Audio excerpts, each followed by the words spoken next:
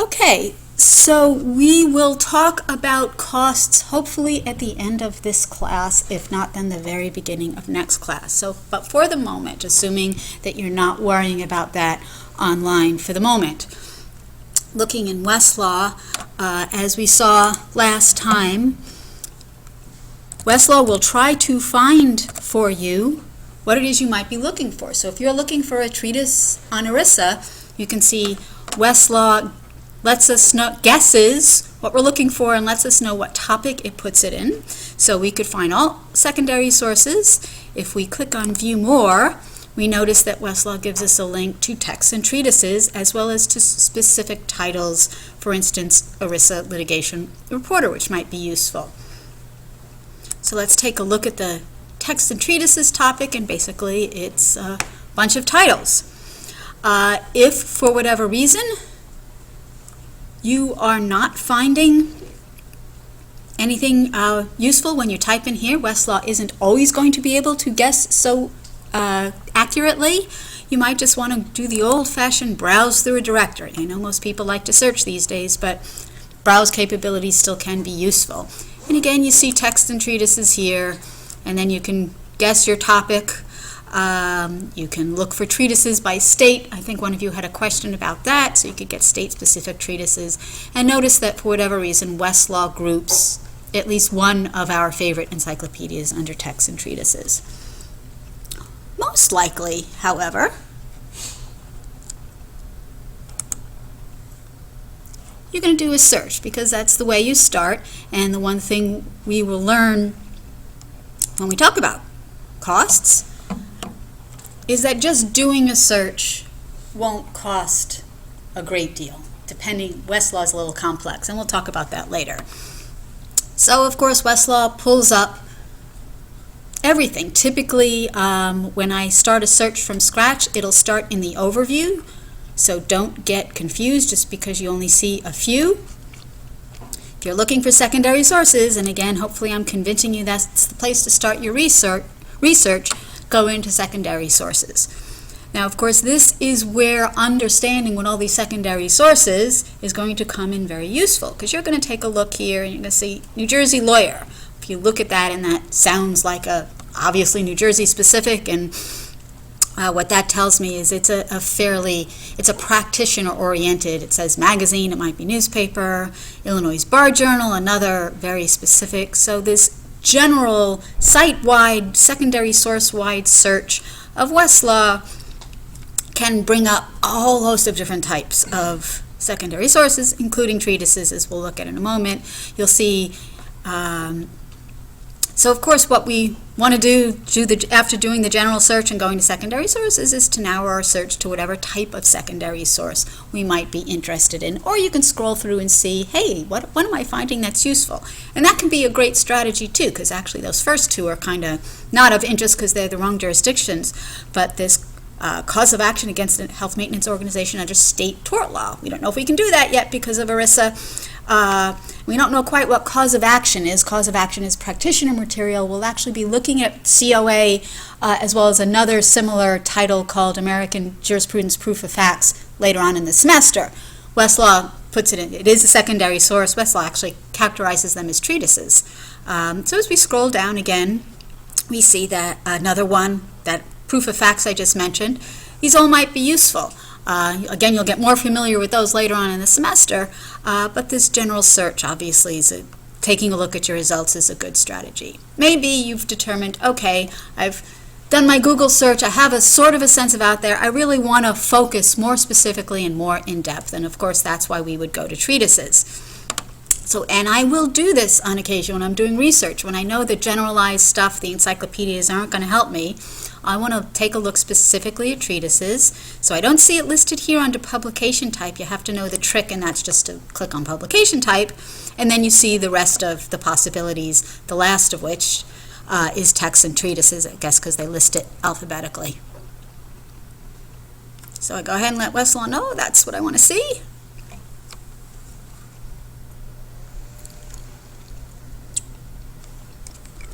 And so Westlaw now narrows, so it gets rid of some of those others, and we see again those couple of titles I mentioned. Here's a standard Health Law Handbook, that might be of use. I'm just going to scroll down here to, and again, just scrolling through the results, I notice, New York, medical malpractice. I'm in New York. I'm not sure about the whole medical malpractice aspect of it. Let's take a look. And the main reason I wanted to look at this, in addition to the fact that it is our jurisdiction, but it talks about the liability of HMOs, limited federal law, so we get, if we haven't already learned about ERISA, we learn about it here, is I'm diving into the middle of this treatise. So I'm diving into Chapter 4, Vicarious Liability of HMOs, Health Maintenance Organizations. Treatises, encyclopedias, some secondary sources that aren't either randomly arranged, like we saw ALR was, or chronologically arranged, like law reviews. Looking at the table of contents is going to be useful many more than half the time. I would say 90% of the time, although I can't really put an accurate number on it. And by clicking on that table of contents link, it helps me put what I'm looking at in context. So we know we're interested in vicarious liability. So hospitals, physicians, okay, so here's the HMO. Here's what's within Roman numeral 4 of Chapter 4, may be liable for negligence of physician, not liable, so medical groups, so we see what it talks about. If I want to see the overall table of contents, I can download it or just click on that table of contents link and see what other chapters there are. And now that I've backed out to just the overall title, New York Medical Malpractice, I could now search that overall title. So not just be limited to what my search pulled up. Or maybe my search pulled up some other sections from this title, but it's result number 423, since I had 600 something. Unlikely I'm going to make it to 423, right? So this would be another way to see, hey, this treatise looks useful, it's New York, let me see what else it might have that might be useful. Okay, so that's treatises on Westlaw. Going to move over to Lexis now. And again, a couple of different ways you can use Lexis. Does the same thing as we saw last time. I type in my word, and Lexis will start to say, hey, here are some phrases, but here are some sources that might be of interest. And again, it pulls up some potentially useful titles, and it pulls them up not with ERISA as the first word, but also ERISA just somewhere in there. So employee benefits law, that might be useful. If I want to take a look at the table of contents, I would click there. If you click on Get Documents, Lexis just pulls up all the documents, which I always thought was rather random, so it's not something I use very frequently, but if you find that useful, then by all means, then it's worth using. So the other thing I can do is this Browse feature.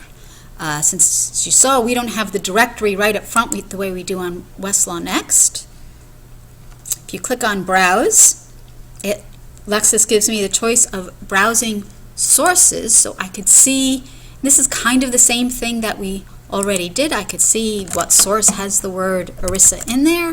If I know the title, I might just put it in there to get to the title that way. So for instance, if I knew I was interested, see, once you go down, this is one of those funky things. If I already knew ERISA principles of employee benefit law, I could type it in to get to it that way. I can also try by category. This is a little tricky because it gives me all these categories, and again, I have to know which one I would be interested in.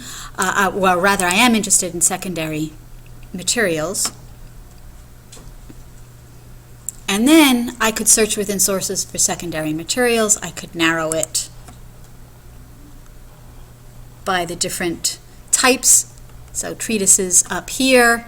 It seems to me a long way around to do what we've already done.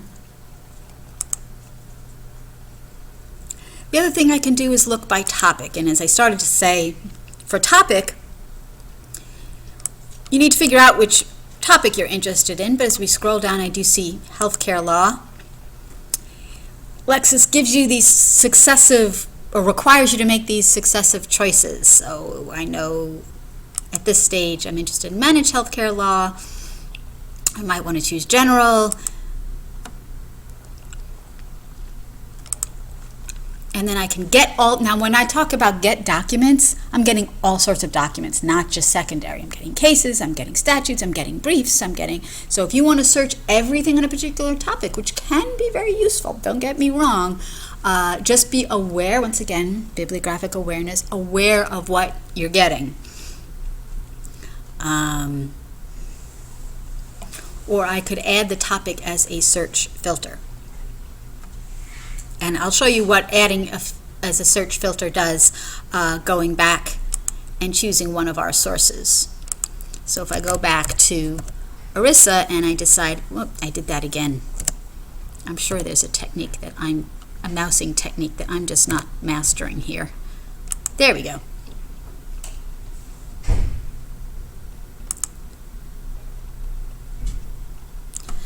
So when I search for source and I choose a particular source, it brings up the option to search by table of contents. I see that all-important I link, so I can find out how up-to-date it is. Remember, update, update, and update. And I can, again, get all of the documents, so I just see a list of all the sections, or I can add it as a filter. And so what Lexis just told me is I've added it as a filter, and now you see up here, one filter, that this is what we're searching, and this now allows me to search that particular title. Okay, and again, on Lexis, just as on Westlaw, more likely than not, you're not going to go through all that browse and clicking, because people lose patience with that pretty quickly. You want to search quickly, and at least on Lexis, their pricing structure, again, as we'll talk about later on, is less complex. So running a search doesn't cost you anything. It's viewing the documents. So we run our search. Again, we want to narrow to secondary. Notice I started in snapshot, which again was just a summary of various different types of documents. I'll show you how to change that in a moment. And again, it's useful to know what the different types of secondary materials are so you can narrow accordingly. Lexis puts treatises on top because it's got the highest number, but sometimes if it's not so this is reverse in order as in terms of the most number of documents first, but again you want to remember the more link in case for whatever reason yours falls below the initial line.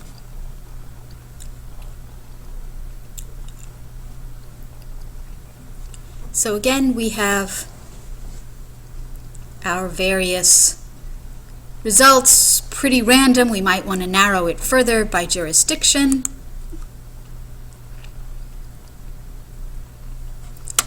And again, I can get rid of any of these filters just by clicking the X here on the left.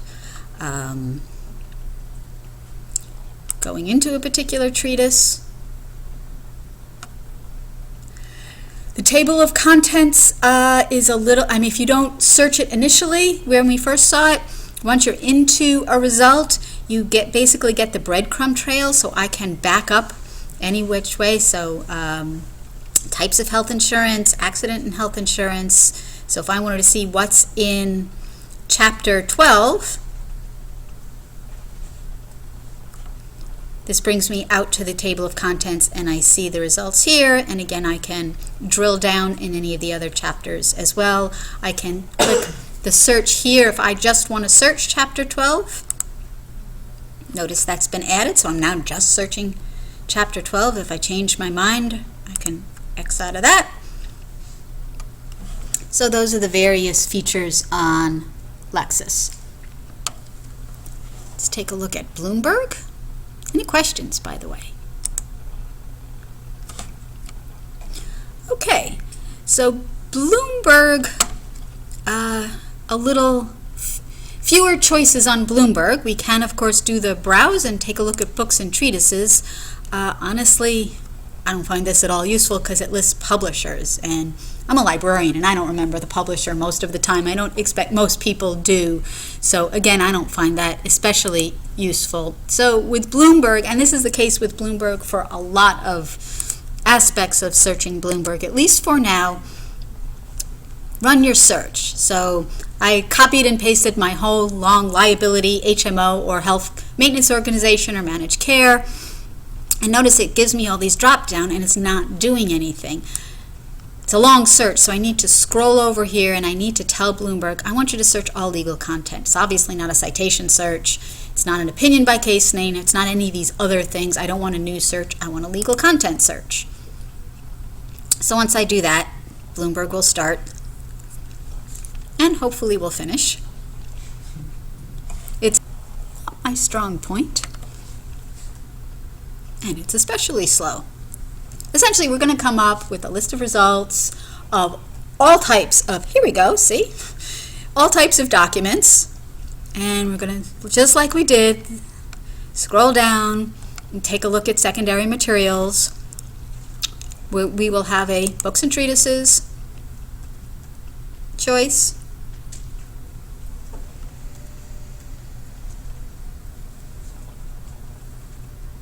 Bloomberg's been slow today. It's always a little bit slow, and as we saw with the other treatises, Bloomberg also provides access to the table of contents. And again, when you find a useful section, to see that section in context, to see what other issues it might discuss, can be extraordinarily useful. When I do research in complex areas, more often than not, my first search doesn't pull up the great section, but finding a good resource, going to the table of contents, and then I find good sections that way.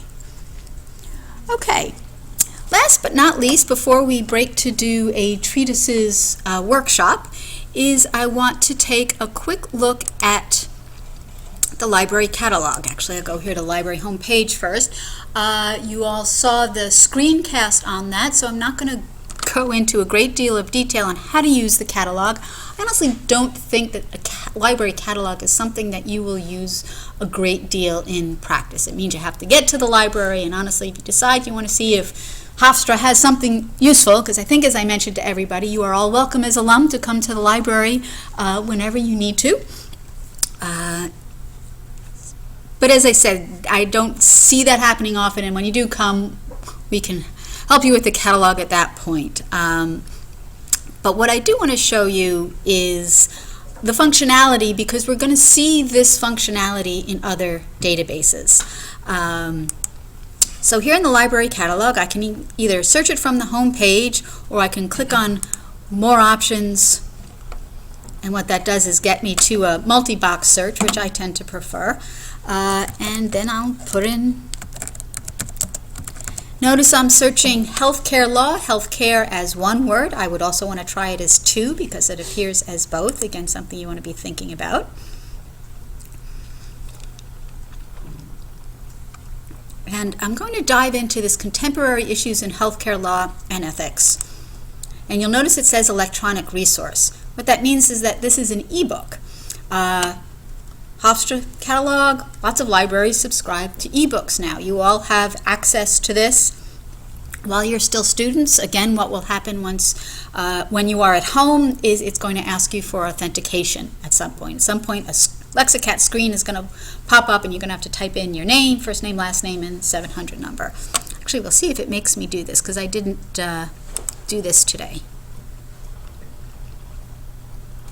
No, we dove right in. It may also ask you at some point in the process to download software. I've already done it on this computer, obviously. But so far I haven't heard anybody running into any problems with it, so it should be a 2-minute download. So clicking on the ebook full text, here we see contemporary issues in healthcare, law, and ethics. And the reason I'm bringing this up is introduce you to at least what Hofstra has with regard to ebooks. Nice thing, obviously, is that this is available anywhere you are. Not as nice thing is printing. Printing is just printing from ebooks. At least subscription ebooks through libraries I haven't found to be remotely user-friendly. Okay, having said that, the other reason I want to take a look at this ebook is to just review using an index and a table of contents for a paper treatise, because the other thing I am going to ask you to do in the workshop is to identify a title in our library catalog, just like I did, and to actually go to the library and look in the index and look in the table of contents, because you will at some point in your careers use a paper treatise. Maybe not frequently, maybe under extreme protest, but you will want to be comfortable with using the print. Okay, so, and we can actually see how that's done online with the ebook, because we're essentially looking at the print just on a screen. So again, just a quick review of indexing, and actually indexes online are not my favorite tools. So here we are, I just scroll down to the bottom here on the left and click on index, and if I want to look under HMO, I'm just going to have to browse on through here with the arrow. There are times when I actually think the paper is easier, and this is one of them. But without too much effort, we got to Health Maintenance Organization and look through, and ERISA Immunity 197.98, external reviews, so that certainly the ERISA Immunity we want to look at. Vicarious liability, maybe you want to look at that too, 196, so around the same area.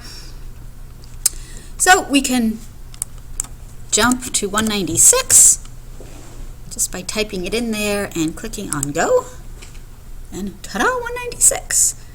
Malpractice in context of cost containment and managed care. So that's sounding like that might be useful. And as this is written for non-lawyers, it may give us some good explanation. But once again, I want to look in context here. So I want to see the table of contents. And so we have an overview here. So part 1, role of law in U.S. managing, regulating, patient care issues, legal and ethical issues in insurance and managed care. So I'm going to take a look at a couple of these sections. So looking at the patient care issues, law of tort liability. That might be really useful because we've been talking a lot about ERISA preemption, but as I think, John, it was you who brought up, you were pretty sure that we were going to be preempted, which I still think is very possible. But we want to take a look at how the overall tort liability works. If we are preempted and we can't go to state court, what do we do in federal court? Can we go to federal court? Hopefully we can. So this may give us some background there.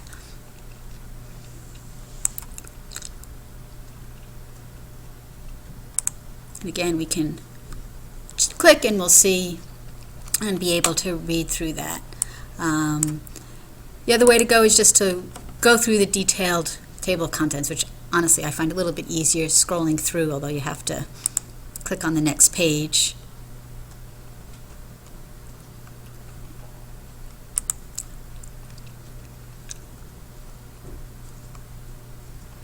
So negligence, negligent liability, an institution or organization. So again, we're getting some good references here, although we guessed that before. We already saw the man in context.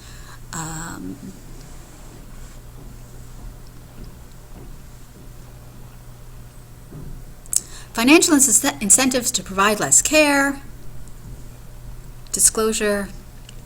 So controlling utilization of healthcare services. You might have noticed in other areas we ran into the concept of utilization review. So again, this presupposes some knowledge on our part, but notice here, legal liability for improper denial of claims. So just scrolling through and reading the table of contents a little more carefully, identifying I definitely want to take a look at page 313 and probably a good part of that chapter overall. So even not presupposing that I understood that utilization is an important concept, I could certainly understand legal liability for improper denial of claims. We know that's important. So again, going through the table of contents, it took me, 2 minutes? Very useful. Any questions?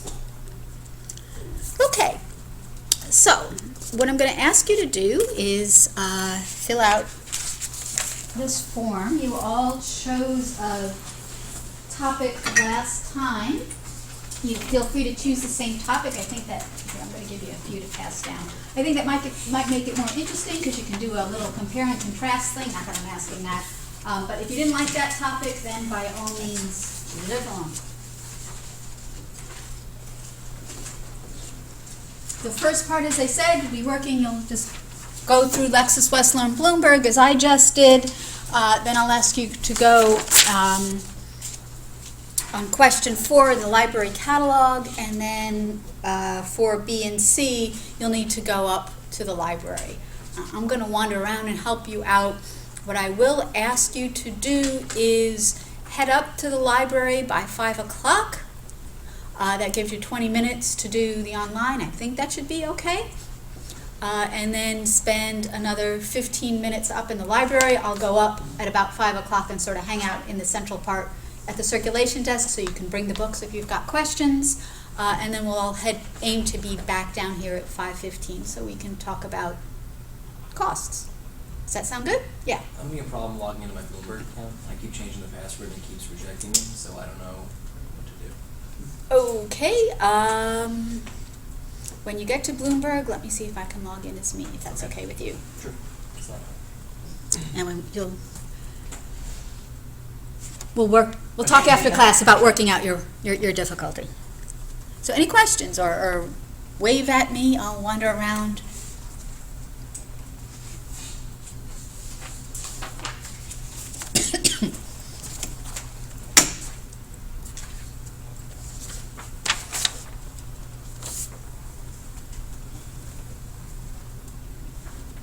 Oh, one thing I should mention, in the instructions, I suggest that you look for a broader topic. Try your absolutely narrow topic first. If you find a treatise, and some of you will find a treatise on your very specific topic. However, remember, treatise may not cover a very specific issue, so that's where you, if it doesn't work, that's when you would want to try the technique of going broader.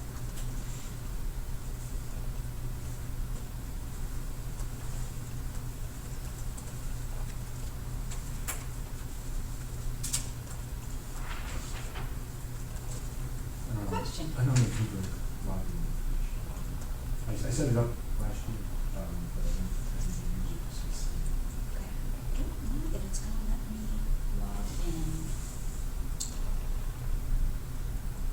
You'll just have to skip Bloomberg Okay. then. If you are inspired, try it out later on your Okay, own. sure. Just means you get less practice before.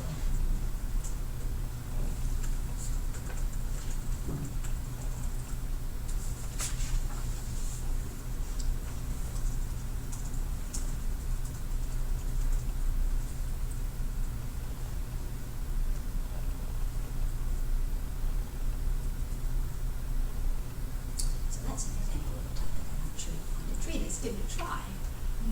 Stock equities, stocks would be the broader topic.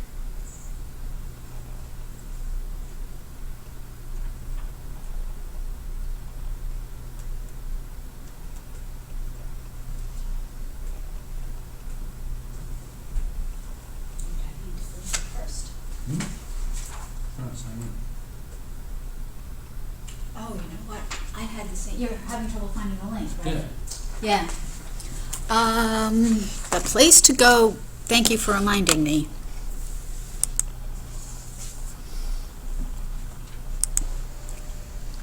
I want to make sure this works before I tell you to go there. If you go to the Law Library homepage, on the bottom in the middle, there's a link to Bloomberg Law. Yeah.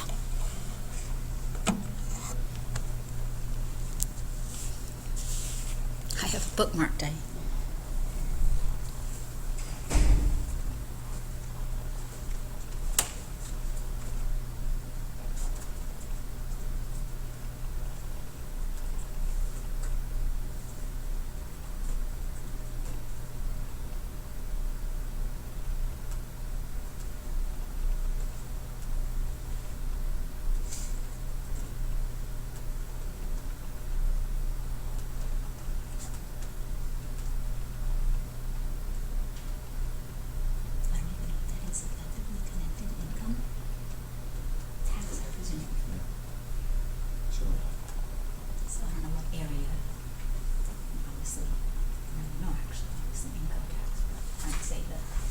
Treatise area would be obviously it's federal tax. Right. It's supposed to state.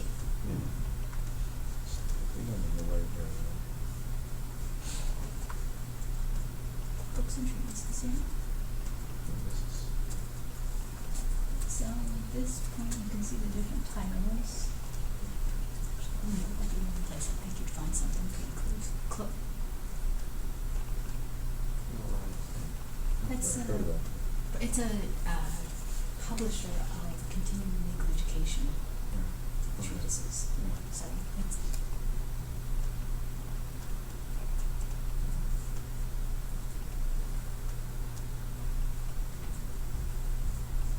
getting there. Okay, on the same page.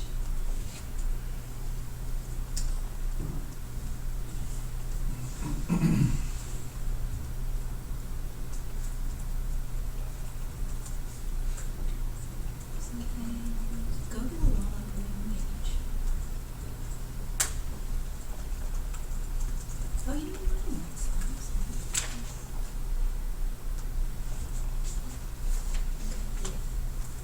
Okay, it seems like a few folks are having difficulties with signing into Bloomberg. I suggest you skip that rather than spending all your time struggling. And if you're so inspired, go back to it later. What I will do is you'll want to contact, see if I can find you a contact email or phone number. Oh, there's a contact,